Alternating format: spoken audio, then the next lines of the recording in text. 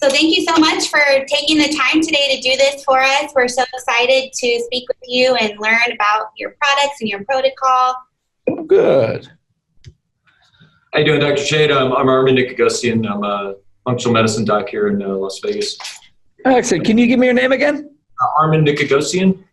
Armin Nikogosian. Okay. Happy user of your products. Oh, great. And what city you said you're in? I'm actually in Henderson. It's a suburb of Las Vegas. Oh, okay. All right. Oh, yeah. I know Henderson. Yep. All right. I have a child with autism that is now considered fully recovered. So we started off doing the Andy Cutler chelation, and I just know that's a great protocol for everybody. So I'm wanting to learn about your detoxing protocol that can share with families. Yeah. I mean, I'm happy to actually spend basically a whole webinar talking about the Cutler protocol versus ours, if they'll even listen to it. You know, Cutler people get a little aggro in, there are no other ways but the late Andy Cutler's ways. Now, that's a problem when you get people that are, people have a tendency to become believers, right? They get that. Yeah. At that point, you're a devotee, not a seeker, and then you just believe into the cult. And, it's all about this, if you don't do it by the half-life. And it's like, that's only true for a pharmaceutical. These things that are biological modulators, you've got this glutathione level, you pick it up a little bit and it comes back down. It's still there. It's not going 100 to 0, 100 to 0. And so that'll be one part of discussing how to work with the body and modulate the body's own detox system versus coming out completely with a pharmaceutical and having that be the only thing that's driving any of the activity. I do think it's really important to get this out there. So it's like I have a whole different understanding of why Cutler protocol would work at all. I have a totally different interpretation of it than Andy does or did. And so, I'm happy to discuss around that and then get into more about the specifics in our protocols and how to use them and what to look for.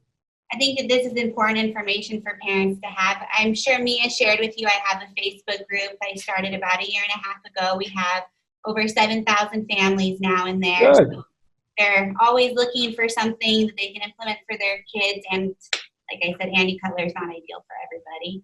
So this will help bring some more options to the table for them. Right. For the families that are not familiar with you, which is crazy, they should be, could you introduce yourself and explain a little bit about how you got to where you are now and developing Quicksilver? Absolutely. I'm Christopher Shade. I'm a PhD. My PhD was in environmental chemistry, where I studied the environmental chemistry of mercury. In a broader sense, our discipline was called biogeochemistry, and I was in a subset of that called aquatic chemistry, where we were really good at modeling how metals will transition between various phases as they move through the biosphere. For mercury, it's really complicated. There are gases at certain times, there's ionic salts at certain times, then there are organomercurials, and then that's what builds up through the food chain. And at the time, the most sophisticated mercury chemists were all in this field because there was no money being given in grant form to anybody looking at it in people. And this is kind of the aftermath of all the controversy around thimerosal. They just sort of stopped looking at that. But there was all this activity around environmental chemistry and how it moves through the biosphere and how it moves through all the animals. And so we had a very sophisticated understanding of mercury from that. But I wanted to get out of environmental and get into clinical work. I had years and years ago, I was in sustainable agriculture and research around organic farming, and I wanted to get back to human application. And so I took the patents I developed for measuring mercury and all my understanding and brought it over to a clinical format so we could address metallic toxins in the body, and then on a broader structure, just all toxicity on the body and how toxins and immune modulation interact. Okay, perfect. And before we get into the questions, I just want to give a disclaimer for anybody watching this. This is not intended as medical advice. We're simply sharing this information for educational purposes. So for anyone watching this, before you implement any products or treatments, definitely check with your child's doctor beforehand. So just wanted to share that before we got started. So Dr. Shade, what are your thoughts on autism? Like, what do you feel is contributing the most to this epidemic in children? Yeah, I know. I mean, it's a loaded question, but it's a really broad question. I mean, here you have this biological landscape in these children where you've got this immune dysregulation characterized by this hypervigilance and inarticulate expression of the immune system. You've got inflammation in the wrong places. You're not attacking infections, but you're attacking all your foods. You've got disrupted GI barrier, brain barrier, and all these neurological disturbances and metabolic disturbances. What's leading to all that? I mean, there's clearly all this communication dysregulation. And so, the early days, it was, well, the vaccines all do it. And why do they do it? Well, it's because of the mercury. And then that's certainly an actor in it. And if you jam a bunch of mercury into a sensitive kid, you can produce these problems. The immune hyperactivation around excessive vaccination schedules, kids going in for 4, 5, 6 vaccines at once, that certainly showed it, especially when they're going in because they're already sick with something else that's dysregulating them. That shows itself. EMF seems to be a player. There's so many different toxins out there that are a player. So you've got a multifactorial thing going on where you've got immune dysregulation, you've got invasion of these organisms that are perpetuating that. There's always a toxic background to the whole thing, but it's hard to really point to any one thing. It'll be very enlightening for that to come about, but definitely these immune triggers tend to stimulate the whole thing to go out of hand. And so when we're trying to work with families of autistic children, we're trying to set up a correct detoxification path. We're trying to lower inflammatory processes. As Judy Mikovits says, put the dimmer switch on the immune system so that we can accomplish some of this detoxification, that we can bring in some antimicrobial elements and bring up mitochondrial function. And that gets us the most yardage with these kids. And each one's a little different. One's a toxin-dominant one, one's an infection-dominant one, one's a mitochondrial dysfunction-dominant one. So we have our main tools, and we might emphasize one or the other depending upon what the child's showing like. Right, and I know with Andy Cutler, he was so adamant that it was mercury. Everything was caused by mercury. So you're a different outtake, and yeah, that's the hammer nail phenomenon. You got one hammer, everything's a nail. And I'm the guy with the most mercury training, and I definitely do not put it first. I mean, it's like an archetypal metal. It's really able to do a lot of damage. It really can create a mess. And you'll find it high in a lot of these kids, but there's a chicken and the egg problem, right? Did that start it? Or all this dysregulated inflammation always blocks detoxification. If that's one lesson to take away from that today, is when inflammation is up, detoxification is down. And that's because they're on different sides of the redox spectrum. Inflammation is a pro-oxidant activity of your body that's going and trying to kill like an invading microbe. And so your immune cells are making hydrogen peroxide, they're making hypochlorous acid, which is bleach, and they're trying to kill things. And when it does that, it turns down the antioxidant activity, and detoxification is housed within this whole chemoprotective system, which has at its core its antioxidant activities. So when inflammation is up, detoxification is down. So do they result in having higher mercury loads because they're not excreting? Or was that one of the initial insulting factors? It's usually hard to figure that out. It's very rare that there's a real pure case like that. Right. Along that vein, one of the things I try to kind of, usually parents, once they see me, they'll bring the kids to see me. Detox is usually on their list, right? Because they've read about it, heard about mercury, aluminum, whatever. And I'd like to hear your views in terms of, in terms of prepping the patient, like you're saying, put a dimmer switch on the immune system. I try to encourage them to prep the patient, because detox can be a pretty painful process if the patient's not prepared. I mean, what are your views on that? Yeah, well, so this is the core of like my whole teachings. And it took us a while to really get here as we developed detoxification protocols. And what we learned over time, all right, first remember there's this inflammation versus detoxification thing. So if they're locked in inflammation, they actually can't really detox. But then the second major thing, and this is even bigger for people not doing detox correctly, is all detoxification must be coupled to adequate bile flow. So if we look at the sequence of detoxification, if you're up in the cells, you got to dump a toxin, you got to conjugate a toxin to something like glutathione or one of your similar molecules. You're going to dump it out into the blood. So it's flowing through the blood. It's got to be pulled into the liver.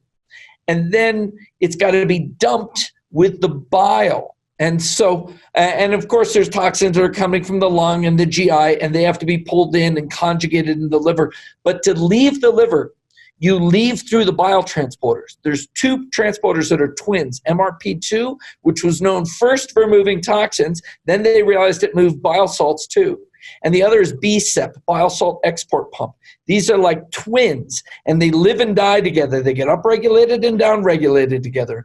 Bile salt export pumps just moving bile. And then there's another one, MDR, that moves phosphatidylcholine.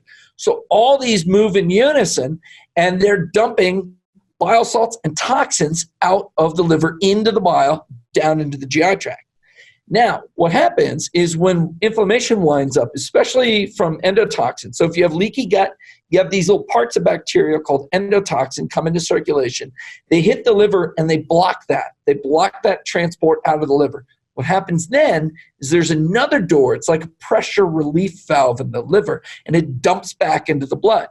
That's MRP3 and 4. One's for moving excess bile salts, because if the bile salts accumulate in the liver, they're detergents. They'll dissolve the liver cell. And the other one's for moving the toxins, which build up and create free radical damage.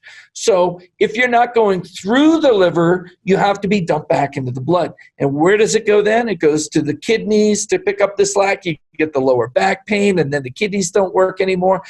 They go to the skin, and first you get itching, and then you get the rashes coming out. That's toxins coming out through the skin. The itching is from the bile salts that lodge in the skin, and they go to the brain.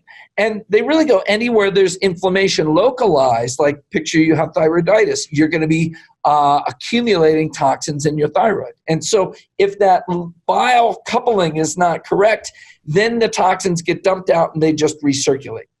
And so, yeah, you need cholagogues, bitter herbs that move bile. You need phosphatidylcholine that moves bile. But if the inflammation's really high, you got to tamp that down first. And so our first line of defense on inflammation is CBD. CBD because it helps systemic inflammation and it helps neuroinflammation. So on the autonomic nervous system level, that's fight or flight, sympathetic activation, the go-go, versus the parasympathetic rest, digest, regenerate, detoxify. That's got to be balanced. And when there's neuroinflammation, and that the biggest thing driving that is endotoxin going to the brain. And so when that's locked up, you're over in sympathetic and you're deprioritizing detoxification and repair, and you're prioritizing musculoskeletal energy, even though there may be no danger. So CBD resets that. It tunes down the inflammation in the brain and the glial activation. It tunes down the activation in the liver. And it's really specific to turning down gene sets that are activated by endotoxin. So it becomes this great one-step, like chill the whole thing out, while you come in with a detox system that couples toxin mobilization to bile flow, and then at the terminus, binders. So from the inflammatory perspective, you're using CBD to dampen that. On the detox perspective, you're coupling bile flow to detox, and then having a good blend of binders in the GI so that when the toxins get to the GI, you bind them all up. If you do all that, you have successful and deep detoxification. How long do you, I know it depends, of course, on every child, but yeah. I mean, do you usually look for do you recommend clinical endpoints as far as determining when the inflammations come down, or is there certain time frames? Yeah, I mean that's a little tricky. You can really dovetail this stuff because CBD works so quickly. Unless they're really having a hard time handling it, we'll just do it all at the same time, and we'll start with the CBD up at we'll establish tolerance at a low dose, bring it up a little bit, and then while that's setting the backdrop, we'll titrate up the detox. And usually they go really well with that. We use our push-catch liver detox system. Now we can break that into different groups. In the push-catch, we have the liver sauce and the binder. Seems real simple, 2 parts, but there's actually 4 products in the liver sauce. So we can break that open a little bit if they're more sensitive.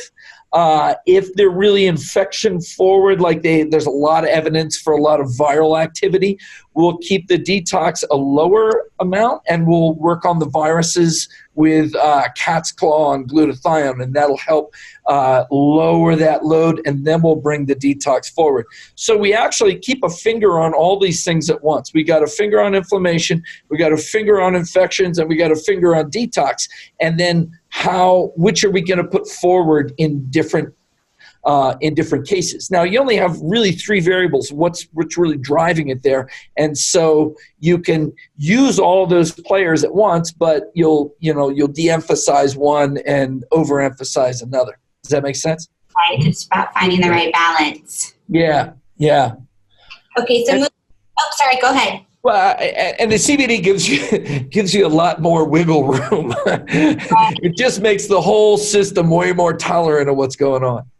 CBD is nice. You get a lot of room to dose it. So. Yeah, and your liposomal CBD, you need about 1/5 of the amount that you would give on a typical. Exactly. So in the blood uptake studies, the liposomal CBD is 5 to 6-fold higher bioavailability. So your blood levels, if you take 12 milligrams, it'll be 5 to 6-fold higher than if you took 12 milligrams in an ordinary capsule.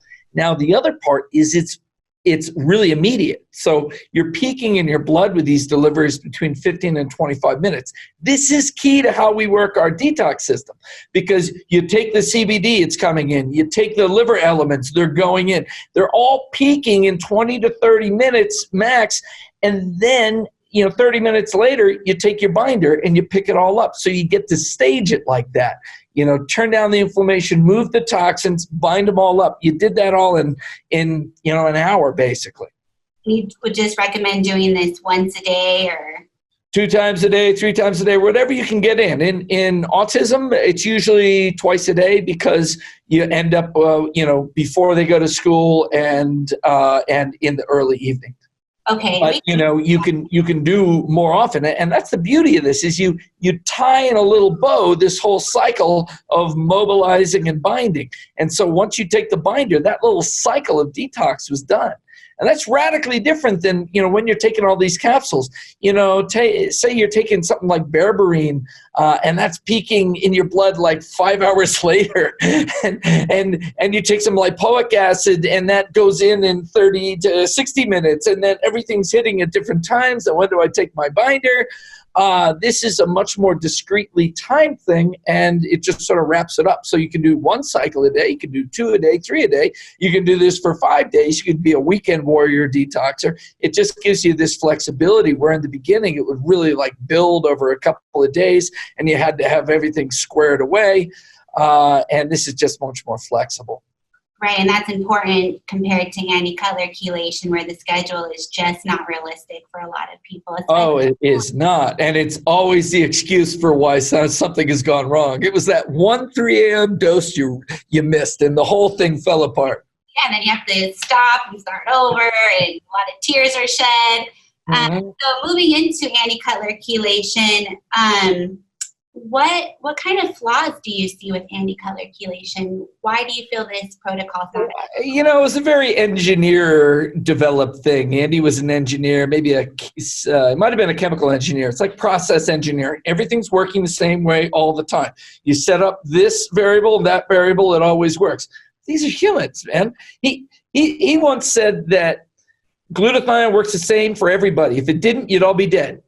That's just not realistic. There's all of the SNP differences everybody has, and then the overlay of the epigenetic differences, and inflammation, these things are turned down. With antioxidants, they're turned up. This stuff's all over the place. And so the number one problem is thinking everybody's the same. And I just set up this equation where the chelator goes in and the mercury comes out. Now, what if there's other things that are supposed to support it that aren't working? Like, say, the transporters in the kidneys, MRP2 transporters, same ones that you have in the gallbladder, you have in the kidneys, and they're essential for moving the Dmsa conjugates out. So if they're not working, then you're going to be in trouble. Now, the whole lack of respect for biochemistry was probably the number one problem. And he viewed mercury toxicity as something that's inevitable for everybody because there's no detoxification system for it. But that's ridiculous. I mean, in the 70s, they knew that glutathione and ultrametallothioneine were shuttling mercury out of the body all the time.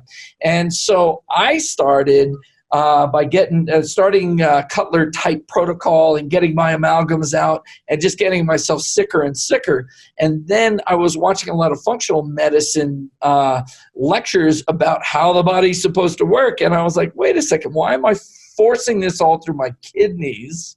Right. When I could be putting this through the liver, GI. And liver and GI regenerate like mad. Kidneys do not. And so Cutler's using this two-part system. Dmsa first, going through the kidneys with really no kidney support, ignoring the liver, ignoring the bile, ignoring glutathione levels, ignoring inflammation, ignoring transporters. And he starts with that, and then he moves on to adding in lipoic acid. Mm-hmm. And my whole approach is that detoxification looks like this. You got this cell. Up in the cell, mercury will be stuck onto some protein there. So to get it out of the system, you need glutathione. And he would always be like, but glutathione's a bad chelator. Like, you can't, you would cite some study where they'd have a piece of tissue and load it up with mercury, and then they'd soak it with glutathione, and it wouldn't take all the mercury off. But if you soaked it in DMPS or DMSA, it would take the mercury off. But that's not, that's for getting the whole mercury load off of a tissue in a couple hours by soaking it in a chelator. The way the body works is it's using glutathione, and it's using glutathione as transferase. This is a molecule that will take the mercury and redirect its bonds with the sulfur it's stuck to and push them towards the glutathione. So you end up with a mercury glutathione conjugate. Now you got to get that out of the body. Now you got a system of transporters. This is called phase 3. The linking is called phase 2 detox. The transport's phase 3. So you dump from the cell to the blood. Now you're circulating in the blood. Phase 3 continues at the liver, where you grab the conjugate, pull it into the hepatocyte. And then it finishes with dumping it through MRP2 out of the liver into the bile flow and into the GI. In the kidneys, you have the same transporters. OATP pulls it from the blood to the proximal tubule epithelial cells, and then MRP2 dumps it into the urinary flow. So that's how the system works. And it's an inducible system. You can turn up its activity with things that are called NRF2 activators, or things that encourage bile flow. All these things encourage that. You can turn up your glutathione levels, either with precursors or liposomal glutathione. So there's all these levers you can affect to move these toxins out. And at the same time, you're affecting lots of other synergistic toxins because you're turning up the reactions that move all toxins out of the body. All right, so he was just using DMSA and function and relying on the kidneys to get it out. Now, he didn't do any testing. He said none of the testing is reliable. So he was never testing blood levels, and he was never testing urine levels. And he'd have you go through like 2 years of these cycles before you were supposed to feel better at all. Now, if your kidneys aren't working real well and you can't move those conjugates, you're going to be getting a lot of recirculation. Now, this is why he was going to that every 3-hour thing. So let's keep the levels of DMSA up so DMSA complexes are dominating the blood and are getting things down to the kidney. And, because any of these, even the glutathione, they'll hold on to the metal for a while. Eventually, it'll make its way off and do something else. So the every 3 hours was to keep these levels up and try to get everything down to the kidney. So his Dmsa was to lower the blood levels. But who's going to get into the cells, into the tissues, and get the levels that are in the tissues out? And Dmsa doesn't do that. Dmsa doesn't cross the blood-brain barrier. It doesn't cross the cell, across the cell membranes. And so you're reliant there on lowering your blood levels and getting your body to then redistribute and dump more out of the cells. And that's where the lipoic acid comes in. That's what lipoic acid does. When you're if you're measuring blood levels and you take high dosages of lipoic acid, you'll see the blood levels actually rise. And it rises in people who clear it out of their blood slow. So they're dumping from the cells to the blood faster than they're clearing. That's because lipoic acid is called an NRF2 upregulator. It interacts with a cell messenger that goes into the nucleus and turns up all the all the genes for detoxification. So all the glutathione synthesis genes, all the phase 2 and phase 3 genes, all get upregulated and the cells dump into the blood. This is actually why the system worked, assuming your kidneys work. So Dmsa is lowering your blood levels. Then the lipoic acid goes and squeezes the tissue to move more out into the blood. Lipoic acid also does get across the blood-brain barrier, but it's also upregulating all that chemistry in there. In fact, along the blood-brain barrier, you have this huge concentration of the phase 2 and phase 3 detox transporters, and they're helping you move stuff out of your brain. He was saying that the Dmsa, that the lipoic acid is actually a chelator, and there's very, very little evidence to support that, except this one paper called the Gregus paper that didn't directly support the lipoic acid being a chelator. Actually, if you know your chemistry really well, it supported all of this glutathione system upregulation. And at the lower dosages, it didn't redistribute all these metals, only at really high doses. So he wasn't bringing this up, but the doses that he cites to support his theory were the equivalent of you and I taking 14 grams of lipoic acid in a single dose. In reality, we're taking tens of milligrams. And at the lower dosages, it upregulated glutathione efflux out of the liver, and it upregulated both inorganic and methylmercury efflux out of the liver, just as any NRF2 upregulator would. At really high doses, it started dysregulating everything because the glutathione was all being used up to detoxify the lipoic acid, because lipoic acid is a mild toxin. So then you're using up the glutathione. The first thing that drops out of the picture is your methylmercury efflux. And so methylmercury efflux went down as the lipoic acid was sucking all the glutathione out of the liver. So if you know how to look at this paper, it still says that NRF2 upregulation is what glutathione does. But when it goes, is what lipoic acid does. But when you go to 14 grams, everything, all kinds of hell breaks loose. And that was really, the underpinning of everything he was talking about. But he never talked about liver support. He never talked about glutathione. He never talked about bile flow, about binders, about all these things that really bring the whole system together and enable you to get better in just a couple of months. Right. I definitely think binders are a huge piece that are missing from his protocol. What are your thoughts on DMPS? DMPS and Dmsa. DMPS, and then there's the whole discussion of DMPS versus Dmsa. They're very different chelators, even they're both dithiols. DMPS is much stronger, and it biases towards inorganic mercury. It's very good at getting inorganic, like the amalgam form, out.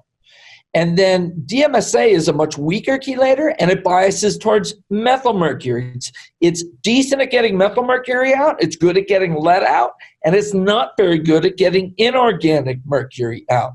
In fact, in one study where they looked at Dmsa on a group of people that worked in a chlor-alkali factory versus the normal population, and a chlor-alkali factory is where they take sodium chloride salt, split it into lye, sodium hydroxide, and hydrochloric acid, or sodium and chlorine. They use pools of liquid mercury from this. And the people, their exposure to mercury vapor is vast, way beyond what any of us ever get. They get massive blood levels. And then, they hadn't worked there for a year, so the acute levels have come down, and they were left with their body burden they were left with from working there. And Dmsa chelation, urinary levels before the chelation, you could see the difference where the chlor-alkali guys were higher than the regular guys. But after the challenge, it was even Steven. You couldn't tell these guys who had been severely inorganic mercury poisoned. You couldn't see them different from the population.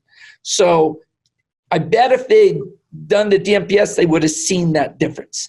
But all the studies just show that there's nothing super special about the chelators. They just speed up taking what's in the blood and lymph, making it more kidney filterable, and dumping a bunch out.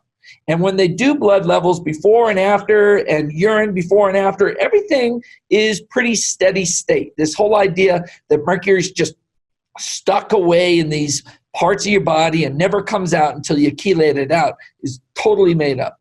The blood is at an equilibrium or a steady state more specifically with the tissues. And as you lower blood levels, tissues start dumping more out into the blood. Okay. I just wanted to unwrap a couple of things. Yeah, there's a lot in there. Yeah. When are you writing your textbook? I asked my people are laughing over there. I mean, I can't even get from one meeting to another, but I do have to do that. When you write it, I'll buy it. You said ALA has a mild toxin effect, and is that dose dependent? Or I know when you get past like 2 or 3 grams, there's definitely issues with the liver. Is there any sort of toxicity at lower level? So there's a number of things which are called NRF2 upregulators, and this is what we use to turn up the cellular level of detox, and because they turn up all these genes that do detox. And lipoic acid is one of them. Sulforaphane is one of them. Sulforaphane is extracted from broccoli sprouts. Polyphenolic antioxidants are NRF2 upregulators. DIM is an NRF2 upregulator. So all of these things are NRF2 upregulators because they actually oxidize sulfur sites on NRF or on something called KEAP1, which is tethering NRF2. And when they oxidize through free radical reactions, the NRF2 goes into the nucleus and turns up all of this stress relief chemistry. These are all stress response switches, and they turn up when there's higher free radical activity, and then you turn up your antioxidant detox system and you clean out the cell. So it's this inducible cell cleanup mechanism, and it's responding to toxins. And so lipoic acid, all these things have to be at a high enough dose to induce that, and they're all mild free radical generators. But mild free radical generators, as we've learned, like products like ASEA, we see these mild free radicals are good. This is what happens when you do ozone therapy. You have mild free radical activity, you have an NRF2 response to it. In fact, arsenic is an NRF2 upregulator, but it's got a lot of collateral damage associated with it. So it's not how you want to do that. So you got to switch your whole thinking. People think that lipoic acid is an antioxidant, and it's really not. It's an AMPK activator, which is the switch you hit when you're going into ketosis. So it creates cardiometabolic health. That's why it's used for diabetes in Germany and for insulin resistance. It's an NRF2 upregulator. That's why we use it in metal detoxification. It's got all these aspects to it through these little mild toxicities. Do you think it's helpful for mitochondrial dysfunction? Yeah, totally is. And there it's through the AMPK activation and these downstreams that happen from it, PGC1 alpha upregulation. That stimulates mitochondrial biogenesis. And so you make more mitochondria and you make them more efficient. Now, here's the deal with lipoic acid. And that's why in a lot of cases we don't lead with that. We bring it in later. If there's, say, mold toxins block the ability of the body to respond to the signals from lipoic acid, then instead of upregulating your chemo defense system, it's instead just this mild toxin. And so sometimes we'll take a while to get there, and we'll lead in with DIM and CBD. DIM is able to reverse some of the epigenetic blocks on NRF2 and restore NRF2 activity. And we've tried it in mold cases where it's slightly different mechanisms to what's blocking the NRF2 activity, but it seems to work. And now in our push catch, we put the DIM in there with the lipoic acid and give you the CBD on the side, and most kids are able to start pretty quick onto that. Now, if you know they got a lot of history of mold, you might start with the CBD, DIM, and bitters and PC and the binder instead of having the whole grouping together. But in that liver sauce, we put a lot of immune control in it, including mast cell stabilizers, so quercetin, luteolin, as well as the DIM. People think of DIM for estrogen, but DIM, one, it changes these, it reactivates NRF2. Two, it leads to T regulatory dominance in the immune system and turns down Th2, Th17 dominance, which are inflammatory, hyperreactive, allergic-like dominances. And so it's got this calming switch too. So when we've got those calming programs on board, we can go more aggressively into the detoxification. I had a quick question just to digress a little bit from kids with autism. When we were talking about the cholagogues and bile secretion, I treat adults as well. And as you know, a lot of adults, especially past 40, don't have their gallbladder anymore. Have you seen any impact on that? Yeah, but it's not direct. It's not. So you got the liver. The liver's draining all this bile out through the little canaliculi, then out through the common bile duct, and you have a sac that's the gallbladder, and it loads up with it and releases it in bolus doses with food so that bile can have its effect as an emulsifier on the food. Now, when you don't have that, then you don't have that bolus release. You just have the constant drain that's happening all the time.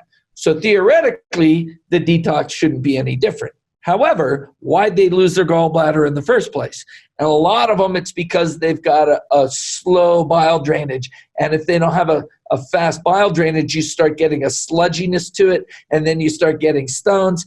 And the gallbladder surgeons are really fast at cutting that stuff out instead of just getting the bile flow working again. So people with their gallbladders out are often congenitally a little slow with the bile flow. It means they're going to be a little slow with the detox. So if they've had their gallbladders removed, just go a little slower. There's always this titration up, and there's different levels in our programs. You can have the more sensitive level, a more aggressive level. You keep them a little lower and slower, and they work fine then. That's a good question. I'm wondering that too. Really quick, back to the Andy Cutler chelation. For the kids that do have great success with it, like my child, for example, why do you think it is that these kids are having such gains with it? What in the protocol is helping them? Oh, why are they having gains with it? Yeah, so I think their kidneys are probably working fine, and so the Dmsa is having its action as removing metals, and it's working pretty well. And then you add on the lipoic acid, and it has the mitochondrial aspect, the cardiometabolic efficiency aspect, and the NRF2 upregulation. So everything's working okay with them. Their bile flow is probably working all right, and their kidneys are probably working all right. Now, when those two are an issue, you put a kid with those issues on the Cutler protocol, they're probably going to have a lot bigger problem. The other thing is free radical control. It tends to wind up more free radicals. And so, a more sensitive kid is just not going to work as well. And others, it works good. So you do believe there is a small subset of children that could benefit from this, and this is a good protocol for them? Oh, yeah. And the more he's a mercury and lead guy. Okay. It may work as long as everything else is in place. Okay. So my thing on the chelators, like if you wanted to use Dmsa, I'd say start with our product system, get everything flowing, and then overlay it on top of this system that's already harmonious and flowing, and you'll speed up how fast you bring things out of the system. Hal Huggins used to do that. A lot of the guys in Mark Hyman's group from Ultra Wellness, they do that. They'll lay everything out with ours, and then they'll pop in a little DMPS or DMSA. Okay, that's good to know that you can intertwine the two. Can you go into a little bit more details about your heavy metal detox protocol for families that are looking for another option? Yeah, and so, like I said, we want the glutathione levels up. We want the conjugation activity high and the transport high. And so we're going to feed in glutathione with a liposomal delivery of glutathione. And so our specialty is delivery. So we start with these high-tech delivery system. The delivery system is something that gets the supplement from outside of you to inside of you. And, one delivery is injections. That gets everything in. And then there's capsules, and that gets some fraction in. So the liposome is like a nano-sized cell that's small enough that it absorbs right across the mucous membranes in your mouth into the capillaries. And then when you swallow it, it's going in the stomach and the upper GI.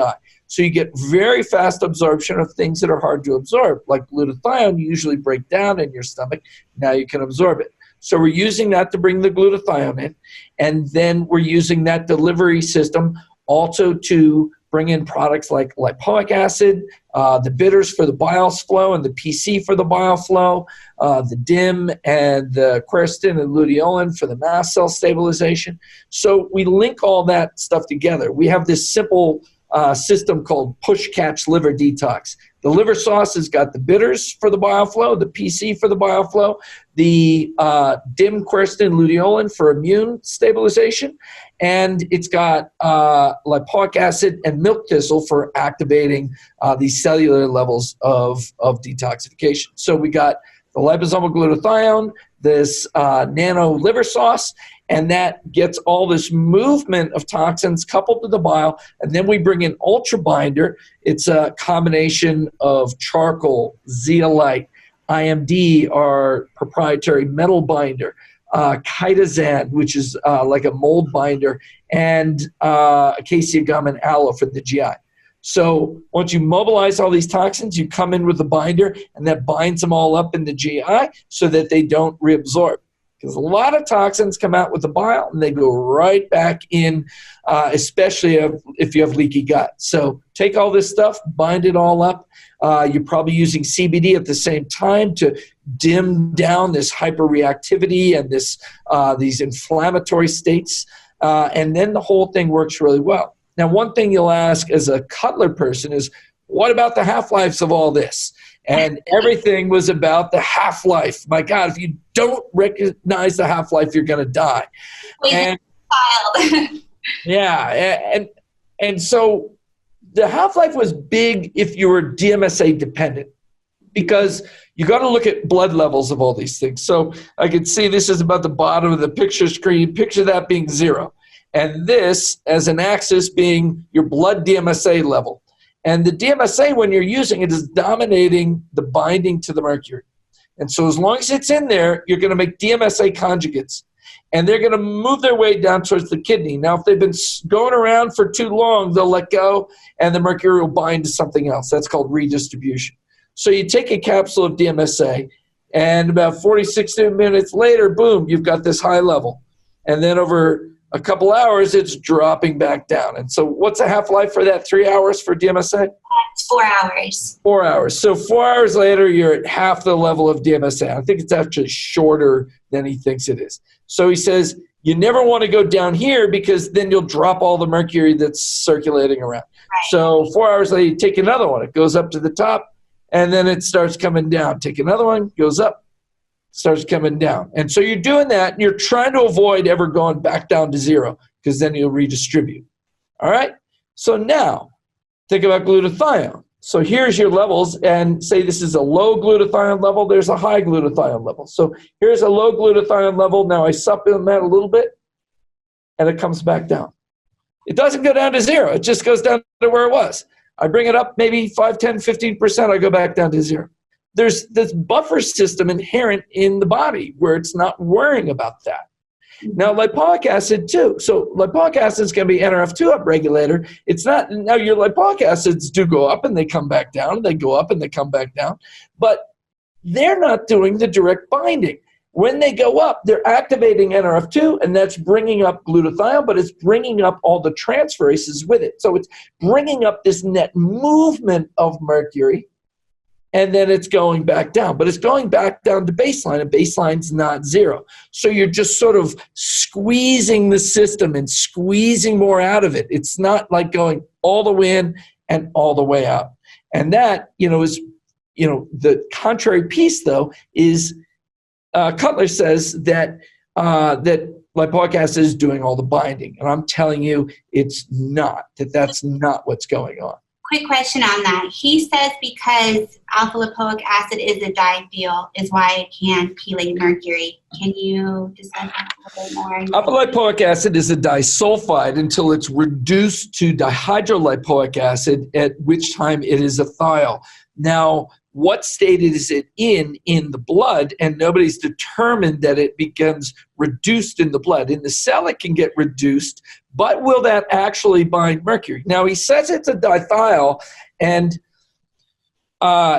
those two sulfurs, to form a chelate, you've got mercury in the middle, and then you've got two things that bind it. Now, mercury has a geometry to its binding that's 180 degrees. It has to have a binder come in here and a binder come in there.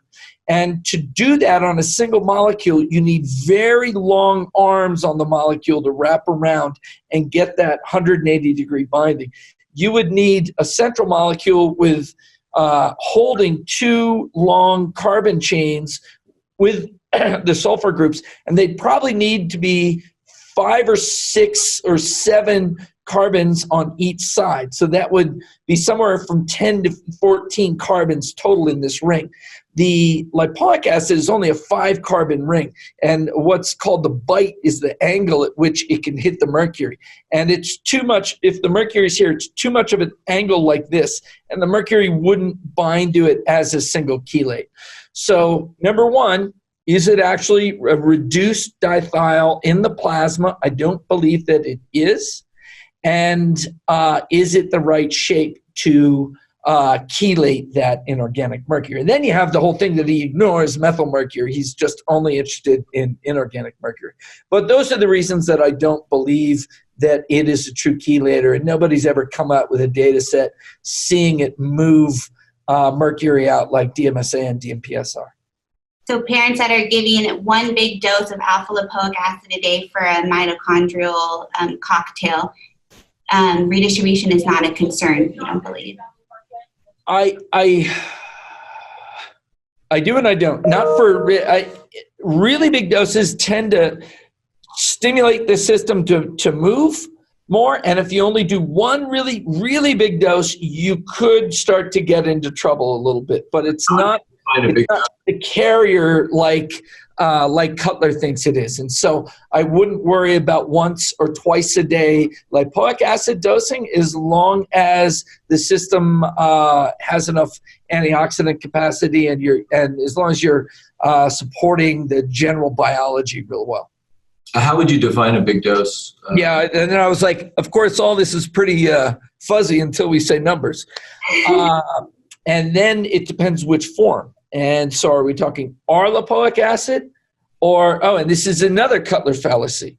R-lipoic acid versus alpha-lipoic. R is terrible. All right. R versus S versus alpha.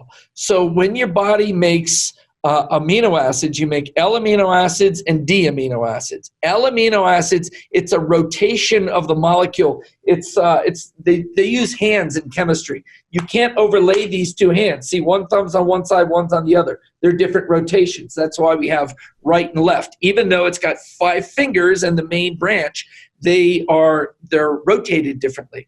And the body only responds to one rotation, not the other.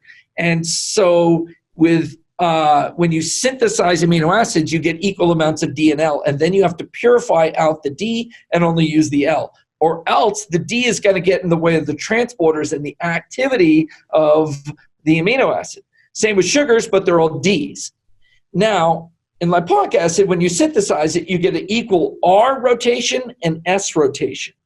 But R rotation is the biologically active one, and R is the one that upregulates the NRF2, and R is the one that activates AMPK. S does not. Their action as a chelator should be absolutely identical, because that is just dependent on the sulfur compounds. So if lipoic acid were only a chelator, there would be no difference between R and S. And when people say alpha lipoic, that's an equal amount of R and S. They haven't purified it. When you purify one out and you have pure R, you get more biological activity, which tells you that the trigger, that it's working on triggers. It's not a direct chelator. Now back to dosing. It also depends. Are you, like in lipoic acid, if you're using sodium or lipoic acid, is totally water soluble. Your peak in the blood is in like 30 to 50 minutes, and it comes out of the blood within an hour. So his whole 3-hour half-life on lipoic acid was totally wrong. You move lipoic out of the body so fast. But if you have a really slow absorption from some bad capsule, that might be where he got that from. So his half-life theory around lipoic was a mess too. So what's a big dose? I still haven't answered that question. It's amazing how much there is to say without answering a question. I feel like a politician now.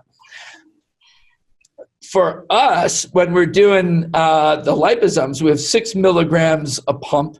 And so we are doing 12 to 24 on the low end, and working up to 30, even 50 milligrams a dose. Now, if you're taking a capsule, you'll see people take like 600 milligram doses. I think that's too high. I think you should be riding a little bit lower, but I don't know, with some of the capsules, the absorption is kind of messy, so I don't know exactly where to tell you to go with that. I would stick under 100 milligrams. And like I said, in our systems, we usually stick, we're usually sticking sort of 50 and below.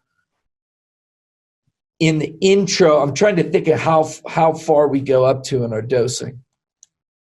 And for the other... We do go up to 60 or 70 milligrams in the higher ends of the dosing, because all these protocols, you start low and you work up to a higher dose. That's in the liquid liposomal form, right? Yeah. But then those are a lot higher absorbed than the capsules. So you get a little bit messy there, because like the stuff David Carlson sells, God, now I forget the name of the company, Geranova.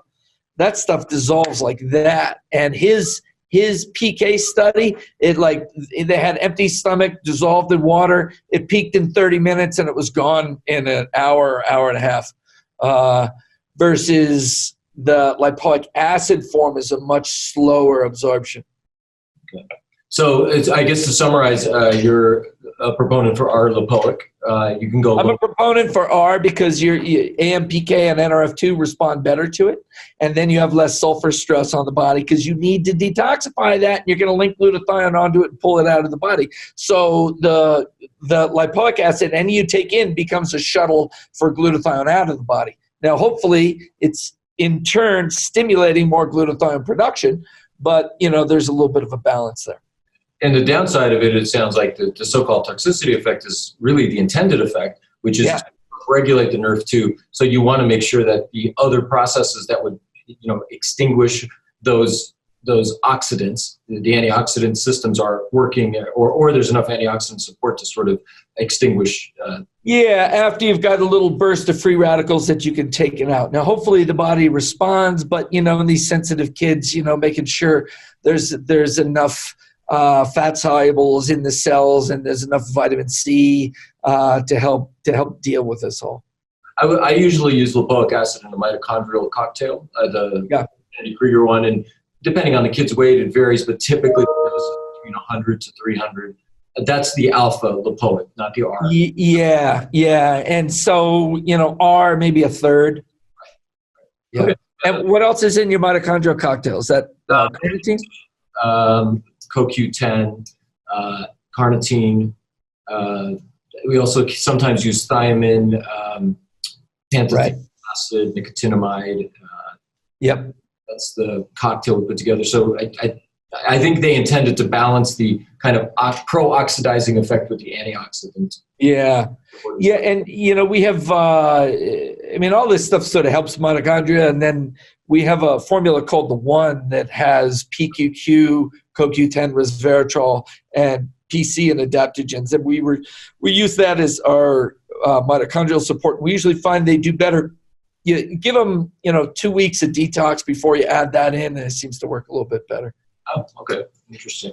So I know one of the concerns that was taught from Andy Cutler was that glutathione can pool mercury intracellularly. Is that truly a concern? Yeah, no, it's not at all. There's no transporters for glutathione to go into the system, into the cell. And people worry about going across the blood-brain barrier. Now, the transporters that go across the blood-brain barrier are for cysteine bound to methylmercury. So taking large doses of cysteine or N-acetylcysteine will have more of a damage of bringing it up into the brain. Glutathione, to be brought into the cell, you actually have to take it apart and then transport it into the cell and rebuild it there. The transporters in the cell are going the other way. They're taking mercury glutathione conjugates that they're good at recognizing and dumping them out of the cell into the blood. Just like there's a transporter that does mercury glutathione conjugates from the blood into the liver, and the one that dumps it from the liver into the small intestine. So those are made to carry all of the products of phase 2 detoxification. So just to run down phases of detoxification, there's phase 1, 2, and 3. Phase 1, people talk about the cytochrome P450 system, and these are things that take a relatively insoluble toxin like a plasticizer or a PCB or a flame retardant and make it water soluble by kind of turning it into a free radical. Well, actually, it's the first step of making it water soluble. First, they turned it into a free radical. Then in phase 2, you link either glutathione, glucuronic acid, or sulfate onto the compound, and that makes it water soluble and recognizable by the transporters in phase 3 that move it out of the cell into the blood, from the blood into the liver, from the liver into the bile, or from the blood into the proximal tubules of the kidney, and from there into the urinary flow. So those are the phases of transport, phases of detox that all need to happen. Okay. One thing I wanted to also bring up, I just want to get your comment on it. Before I start detox, I always want to make sure I fix the gut, make sure they're not constipated, kind of prep the patient for it, because at the end of the day, these things have to be excreted out of the body. And I don't know of anything that can do that other than the body itself to physically eliminate it. Would you agree with that? Yeah, so once you get down to the GI tract, you got binders that can keep it from irritating the GI tract and keep it from being reabsorbed. But then you got to get that all moving out. And so you got to make sure they don't get constipated either before this process or during that process. If you're trying to detox in a constipated kid, nothing's going to work. Now, the other side of the spectrum of GI problems is the leaky gut. And the leaky gut has endotoxin going into the system, winding up inflammation and blocking detoxification. So both of those are things that need to be addressed. Now, one of the reasons that you have either constipation or leaky gut is that you don't have bile flow. Bile flow is killing microbes in the upper GI. It's bringing glutathione and soothing the upper GI, and it's moving the stool. And so working with bile flow, either bringing PC or bitters in while you're working on the GI is a great first step. And, if you're only going to do one thing at all to help people, it's the GI. Okay. Okay. So for Andy Cutler chelation, he would recommend doing hair metal analysis as a testing beforehand if you wanted to test for metals. Do you think this is an accurate way? I know he would use the counting rules to look at the mineral section and not necessarily the toxic metal section. What are your thoughts? It was a weird situation. So he's going to use everything except mercury to measure mercury. Right. And it's like, okay, he's going to use the counting rules made up by him. And based on what? I don't know what. And he's just saying mercury is dysregulating mineral movement, and we're looking to normalize the mineral movement. Maybe that's all kinds of problems that are causing that. And then, some people will look at, now I started to move all this mercury into my hair. There's only one form of mercury that moves into the hair. That's the fish-based form, methylmercury. Then you got the stuff from the amalgams, inorganic mercury. It never goes into the hair. It's only coming out through bile, stool, and urine. And so it's using one part of your body's set of biomarkers and building a really complex system into that. So I never really could get where he was going with that. We use a testing system that uses blood, hair, and urine, and what's called Mercury Speciation. You're separating methyl and inorganic mercury. Methyl mercury comes from fish. Inorganic mercury is coming from dental amalgams. It's coming from mercury vapor in the air, and it's coming from the breakdown of the fish-based form into the inorganic form. They're very different how they move through the body, and they're different in how they go out of the body. And so methyl mercury moves across the blood-brain barrier easily. It moves out of the blood-brain barrier very easily. Inorganic can't cross the blood-brain barrier, but if it's formed in there, and it can be formed there from breakdown of fish-based mercury or breakdown of inhaled mercury vapor, then it's very hard to get out of the body. And then for excretion, you've got urine for inorganic mercury and hair for methyl mercury. We don't do stool in this one. It would be kind of a mishmash of both because there's so much microbial activity going on there. But we look at hair, blood, urine to look at the disposition of all of these. And then we get a blood metals panel that measures nutrient metals and toxic metals in the blood. We put that all together as a map of the situation, and we use that to track what's going on. And I know we're running a little over on time. Are you still okay to go a few more minutes, or do you need to get going? I could go a few more minutes. Okay, I think we're right at the tail end of our questions.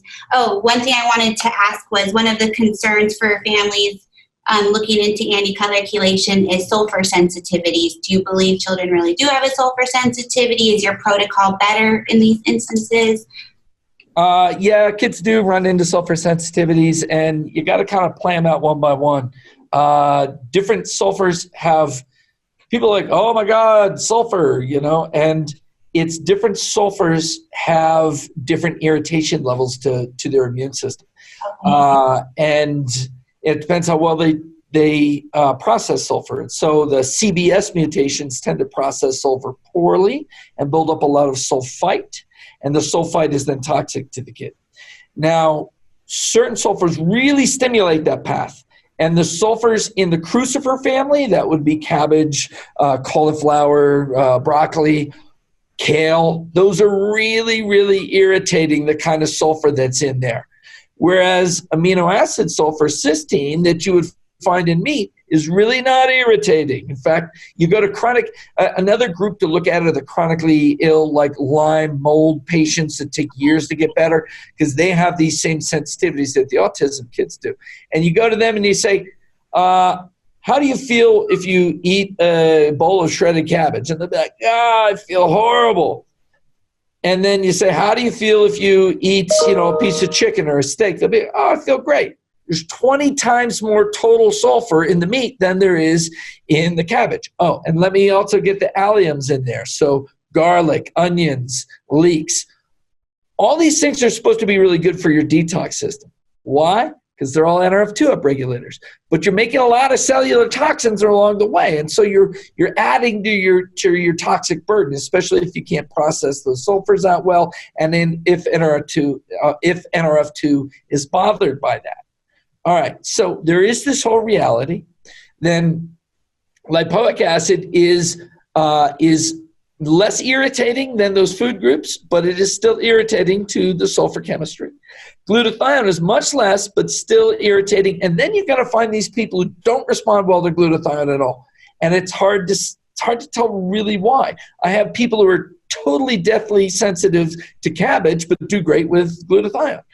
They have a hard time with lipoic, but they do great with glutathione. Others, it's the other way around. So we don't know exactly the genesis of the reactivity to glutathione.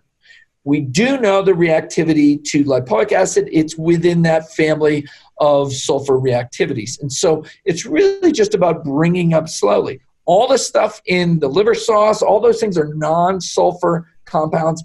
And so you can do that whole push-catch protocol. You can do the CBD. There's not sulfur in any of that at all. But when you're doing these, take all the irritating sulfur foods out of their diet. You know, you think they're good for you, but, and we do this with the chronically sick, just take all that out because it's an unknown whether that's winding up free radicals, it's winding up sulfite generation, and you can give them molybdenum, which helps the final move from sulfite to sulfate. Sulfate's not a problem, you pee that out. So there's these different sulfurs. Some are really bad for you. Some are no problem at all. Take out the ones we know are irritating and then slowly bring in the others and make sure they have molybdenum on board, and then they usually do pretty well. In the binders, we have the Ultra Binder with the IMD and then one that's called the low sulfur or sensitive person's version without the IMD. Some people do a lot better with that. Now, the funny thing is the total sulfur in the two is no different because it's all the sulfur that's bound up into the charcoal and clay and never becomes a player in the situation. But there's a reactive sulfur. We basically took, it's something like putting Dmsa or Dmps on a little sand grain and it goes through the GI tract. This is called IMD, intestinal metal detox. And as metals come down, it binds them all up and takes them out. This is the genesis of the whole system. And when I got sick doing the chelators, I made this so I could use my liver and GI, and that got me better. I was a total disaster from, you know, no matter how I dosed it and everything, my kidneys weren't set to handle it, and I really wasn't moving much mercury out, but I was turning it all around. And just going to a GI anchoring and starting to support the liver fixed everything.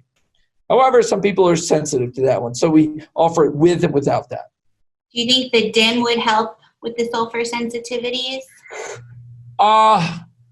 No, we don't find that one plays in as much to the sulfur sensitivities. It plays into the blockage of NRF2, which then plays into being able to tolerate lipoic acid. Okay. So if lipoic acid comes in but it can't stimulate NRF2 to turn up all that detox, then it's irritating to the system.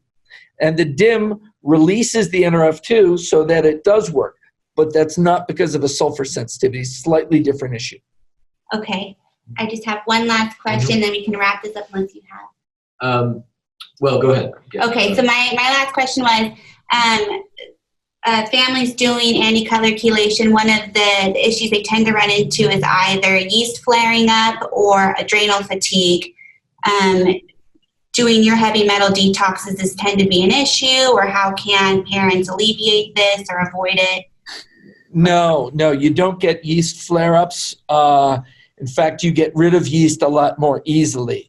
Okay. And that's because you're detoxifying the colon all the time. And so it's not that you kill the yeast, but if you say you're taking essential oils or walnut or something for the yeast, you will get over it a lot faster when you're using our push catch system. Part because of the Bile Flow and part because of the binder always detoxifying.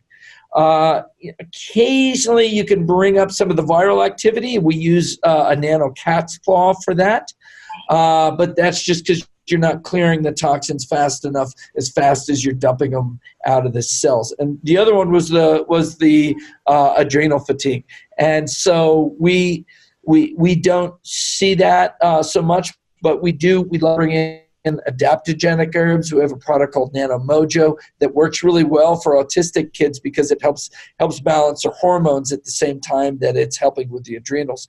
We have a product called NAD Gold coming out now, which is a precursor to NAD with some trimethylglycine for methylation balance. And that, I think, is going to be a huge, huge one for restarting mitochondria and resetting adrenal immune axis. And when is that getting released? I think today. Oh, yay. Oh, all right. Perfect. Should be on our website today, NAD Gold. Yes. Okay. And Dr. Shade, my last question is just how you cycle the detox. You have like 5 days on, 3 days off. Yeah, thanks. Good question. So everything is titration, starting low, bringing up high, and cycling on and off. 5 on, 2 off is the simplest. 10 on, 4 off is better, but 5 on, 2 off works with the weekdays. So those are the two things that we do, and we just cycle back and forth. And in your days off, what you're taking a break from is anything that's upregulating NRF2 or AMPK. And a lot of the same things do both. And that's why there's mitochondrial benefits from these. So just to hit on it, the quercetin, the luteolin, the DIM, yeah, they're immune stabilizers. They're also AMPK activators, and so they'll stimulate mitochondrial efficiency. And that'll help you with the, there's a connection to the adrenals there and energy as well. So it's those that you want to cycle on and off. You can keep the binders going, which are more passive during your days off if you're having any symptomatic activity. And in fact, during all of this, anytime you're symptomatic, the balm of Gilead is the binder. So long term, you could do this for months, the 5 days to... Yeah. Oh, yeah. We've had people go, over periods of years. Most people you can, if they're not really, really deep into it or they haven't been autistic for a long time, you could, 2 to 3 months, you're set. This system, we've had 82% resolution of fatty liver in 1 to 2 months. So you get a very strong intervention. But then with these deeper systems, when it's really built into the individual, their diagnosis came years ago, it takes a longer period of time to turn things over. So the cycling is essentially, you're giving the patient a break, but it's also to maintain the efficacy of yeah, because you'll habituate to it. You won't be able to keep up regulating the gene sets. Okay. Yeah, that's great. So I think you answered all of our questions. We're so appreciative you took the time for us today, and I'm so excited to share this with the community. Yeah. I think you'll be really helpful for the autism families. Is there any last words you wanted to share with them? Yeah, 2 things. One, and I started talking about the phases of detox, and I got to the end, I was like, why did I bring that up? I brought that up because everything has to go out. Every toxin in you has to go out through some iteration of this system. And when you bring the whole thing up, you dump so much stuff out. It's really broad spectrum, and at the same time, you're bringing up your immune integrity, and so it's such a holistic thing. But none of it works if you can't get the calm going. And we use the CBD, we use GABA if you're afraid of using cannabinoids to calm down the neurological space. But you should emphasize this in the child's daily routine to have more calming, get away from the hyperstimulation of the TV or the computer, whatever it's making easier on you as a parent. Get that away, maybe some relaxed music, get them outside as much as you can, because as long as they're in the sympathetic, they can't effectively detoxify. So healing relates more to the mind stream than the chemistry. Right. That's a good point. Great tips. Well, thank you so much, and we look forward to sharing this, and thank you. Thank you so much. It was great to be here with both of you. Yes, thank you. Bye.